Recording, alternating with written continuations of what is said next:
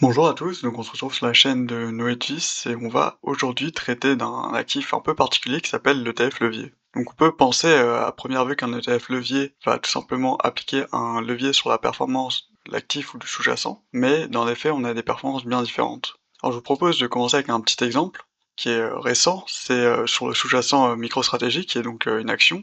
Donc on voit ici avec la courbe bleue que entre janvier 2020 et janvier 2025, on a eu une assez bonne performance. Mais quand on prend l'ETF levier x2 appliqué dessus, on a une performance qui est tout autre. On a même une sous-performance de l'ETF levier par rapport au sous-jacent. Donc on va essayer de comprendre quelle est l'origine de cette sous-performance et qu'est-ce qu'est exactement un ETF levier. Alors pour ça, on peut revenir à la définition. Un ETF levier, c'est un instrument indiciel qui vise à reproduire un multiple des variations quotidiennes d'un indice ou actif sous-jacent. Alors là, il faut insister sur le point très important qui sont le fait qu'on suit des variations quotidiennes.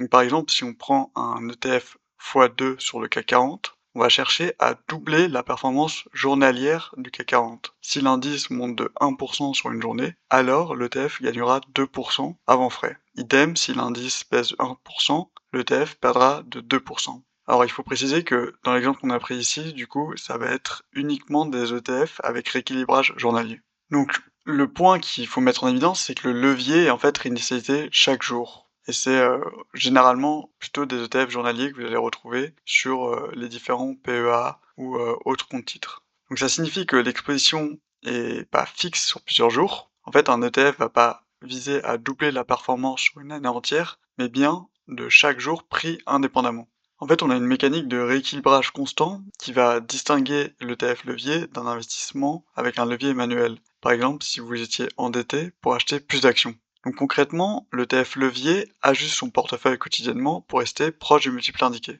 Donc après une hausse du sous-jacent, le fonds va essayer de se réexposer au sous-jacent, donc par exemple en achetant ou en achetant des produits dérivés pour augmenter son exposition, et à l'inverse, si on a une baisse du sous-jacent, il va réduire son exposition. Donc je vous propose de maintenant essayer d'expliquer mathématiquement quelles sont les implications de cette définition. On va commencer par définir mathématiquement le sous-jacent, on va l'appeler S. On va appeler donc S0 le cours initial et Sn le cours après n jours. On peut donc écrire que Sn est égal à S0 fois le produit de ses variations journalières. On notera RI, le rendement du sous-jacent au IM jour. Donc si on reprend cette définition et qu'on va maintenant appeler notre ETF à levier L x, on va appeler x0 son cours initial et xn son cours après n jours. On aura donc xn qui est égal à x0 fois les variations quotidiennes de notre ETF levier, qui d'après la définition donnée précédemment, sont 1 plus LRI, parce qu'on applique bien le levier L à chaque rendement journalier. Donc maintenant, pour comparer les performances de ces deux actifs, on peut étudier leur rapport, et plus particulièrement le logarithme népérien de leur rapport. Ça nous permet de passer de nos produits des variations journalières à des sommes qui seront plus faciles à traiter. Donc on obtient par exemple ln de Sn sur S0 qui est égal à la somme du logarithme népérien de des variations journalières du sous-jacent. Et de même, pour le TF levier, on a ln de xn sur x0 qui est égal à la somme allant de 1 à n de ln de 1 plus LRI. Alors pourquoi on passe finalement à des sommes via les logarithmes? Ça va nous permettre d'appliquer le développement de Taylor. Donc pour des x très inférieurs à 1 en valeur absolue, on a que ln de 1 plus x est à peu près égal à x moins x2 sur 2. Donc cette approximation à l'ordre 2, ça va nous permettre de réécrire nos rendements, et on va donc obtenir pour notre cas du sous-jacent ln 1 plus ri que c'est à peu près égal à ri moins ri sur 2. Pour notre ETF levier, on aura ln de 1 plus LRI qui sera à peu près égal à LRI moins LRI carré sur 2.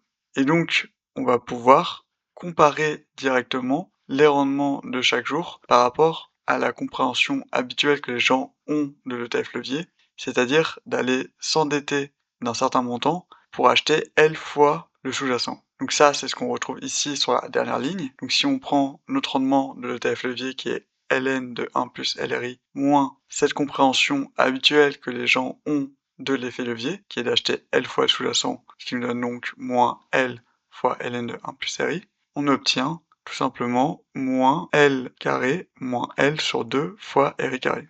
Et donc, ce qui est intéressant sur cette dernière ligne, c'est qu'on va aller pouvoir la réexprimer comme ln de 1 plus LRI, qui est égal à L fois ln de 1 plus RI, moins le terme qu'on a à droite, qui est donc le différentiel entre le levier au carré moins L sur 2 fois RI carré. Et donc cette réécriture nous permet d'obtenir logarithme népérien de xn sur x0, qui est égal à L fois logarithme népérien de Sn sur S0, moins L carré moins L sur 2, somme des RI carré. Et au final, si on repasse en exponentielle, on obtient que le rendement de notre ETF levier est égal au rendement de l'ETF sous-jacent, exposant L, fois exponentielle moins L carré moins L sur 2, somme des RI. Et c'est une conclusion très intéressante. On a deux points majeurs. Le premier, c'est qu'en fait, le rendement de notre ETF levier dépend donc du rendement du sous-jacent exponentielle L. Alors le fait que ça dépend à l'exponentielle et que ce soit pas une simple multiplication vient du réajustement quotidien. Et on a également le fait que ça dépend de exponentielle moins L carré sur 2 moins L sur 2, somme des RI carré. Et c'est ce terme qu'on va essayer de creuser. Alors pour mieux le comprendre, on va rappeler que la moyenne empirique est égale à 1 sur n fois la somme des RI, et que la variance empirique est égale à 1 sur n fois la somme des écarts au carré à la moyenne. Et donc ces rappels, ça va nous permettre de réécrire la somme des écarts au carré à la moyenne comme n fois la variance empirique et n fois la moyenne empirique. Donc maintenant qu'on a réécrit la somme des RI carrés, on peut en conclure que cette somme des RI carrés dépend à la fois de la variance empirique et de la moyenne empirique. Et donc c'est quelque chose qui nous intéresse, parce que cette somme des RI carrés, on la retrouve dans l'exponentielle de notre formule des rendements de l'ETF levier. Et on constate que c'est un terme qui est toujours positif. De même, quand on a un levier qui est supérieur à 1, L carré sur 2 moins L est toujours positif. On a donc un facteur à l'exponentielle qui est toujours négatif, puisqu'on a le moins devant, et qui est donc toujours inférieur à 1. Et le point sur lequel il faut inciter, c'est que plus notre variance empirique augmente, plus RI va augmenter, et donc plus le facteur à l'exponentielle va diminuer, puisqu'on a un moins devant, et donc il va tendre vers 0.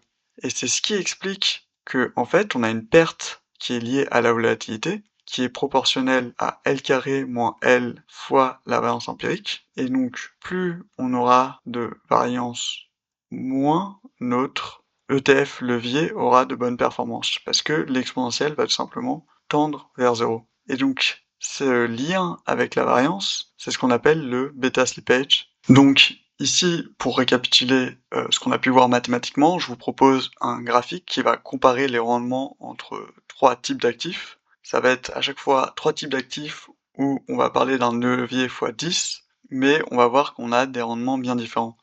Le premier, ça va être un levier manuel, donc on va aller investir un montant fictif de 10 000 euros dans un sous-jacent fictif également.